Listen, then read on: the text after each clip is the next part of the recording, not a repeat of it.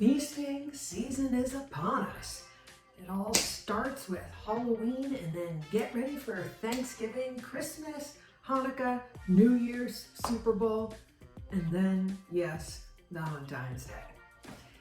Every year the holidays come, and for some reason, it is completely accepted that we should abandon all of our weight, our health goals, because you know what? New Year's is coming, and that means a future, more disciplined person is going to save the day. It's going to be their problem because they can handle it. Come on, haven't you ever rationalized eating some treats, skipping out on exercise because, tomorrow, after all, you're going to start your new plan. Do not feel bad. We are all guilty of rationalizing our behaviors. It is, the constant battle between the present self who wants to enjoy, X, Y, and Z, and the future self who literally does not have a voice right now. Now, unfortunately, the problem for most of us is that tomorrow you're actually the exact same person that you are today, facing similar stresses, temptations, and excuses that you have today. I'm Bonni London, and after discovering the solutions to my own weight and health struggles, it is my personal mission to provide you with simple, easy to implement strategies to maintain your preferred weight, your best health ever, and ultimately, live the best quality of life that you want and deserve. Now, while the holidays can and should be one of the most joyful times of the year, it can also present a time of major stress and triggers. So for anyone, myself included, who has ever struggled to manage their weight, those pressures, along with the constant irresistible temptations, can really, put a damper on what otherwise should be a very joyful time of the year. Myself, I have to share with you, it was not uncommon during our yearly family trip to Aruba. I could easily gain 5 to 10 pounds during the 10 to 14 days we stayed there, which is a lot for someone my size. But listen, it is easy for anyone to sympathize. I mean, come on, the fruity tooty drinks on the beach, cheese and crackers at happy hour, and then of course, a 3-course dinner. And I would come back feeling bloated and also very kind of demoralized that I allowed this to occur because you know what? It could take me months to get it off. And this was really a much bigger hit on my self-esteem as much as it was the number on the scale. Does this sound familiar to anyone? Because I want you to know that you are not alone. And I would love to hear from you in the comments anytime you have had some, let's say, weak moments. I also want you to know that things can be different. And I want to give you today a few of my top strategies to prevent weight gain as a permanent gift of the holiday season.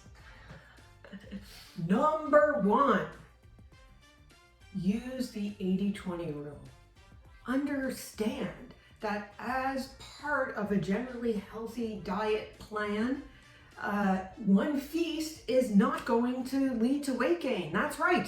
No one has actually ever gained weight long-term from indulging in Thanksgiving dinner.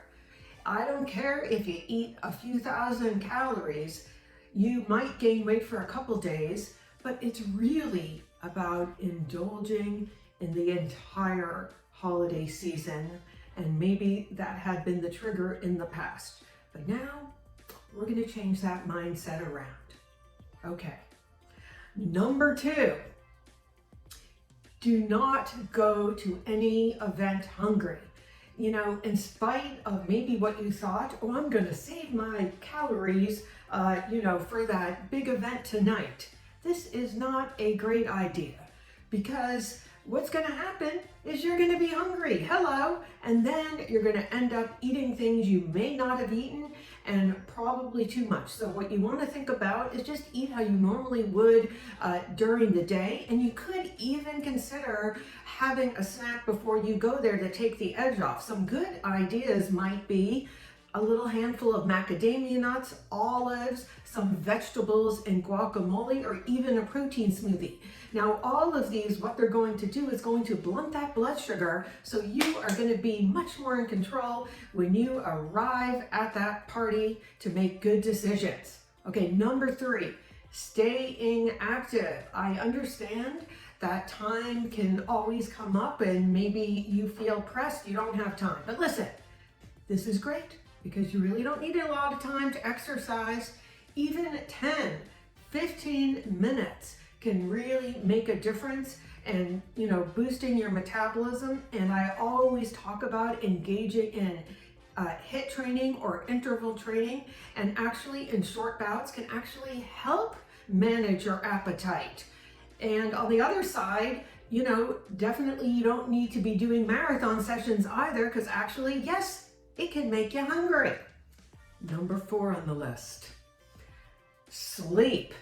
This is huge, especially when we're stressed. That can affect sleep, but really try to do everything to get the best quality of sleep that you can, because this is going to help manage stress, build muscle, lose fat, and balance those hunger hormones.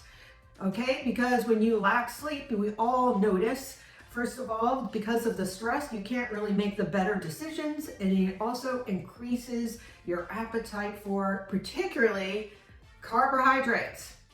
And number 5, along the same lines, is yes, managing stress, because it can definitely, affect your ability to resist temptations, especially when you're feeling, a little bit off kilter. But guess what?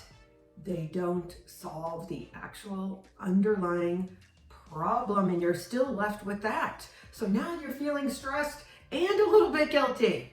Okay, instead, find some non-food ways that can really take care of you, such as calling a friend, walking outside, hugging my dog. Well, maybe not my dog, but I just did that actually, and it was very nice.